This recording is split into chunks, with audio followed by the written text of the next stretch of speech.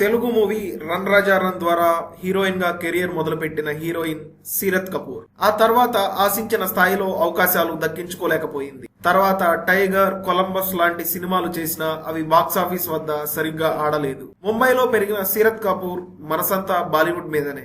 అక్కడ అవకాశాలు రావాలంటే సౌత్ సినిమాల్లో నటించాలి కాబట్టి ఇటువైపు అడుగులు వేసింది. అయితే ఈ అమ్మడి సినీ ప్రయాణం అనుకున్నంత ఈజీగా సాగడం లేదు. సినిమా రంగంలో కేవలం అందం, టాలెంట్ ఉంటే సరిపోదు, లక్ కూడా ఉండాలి.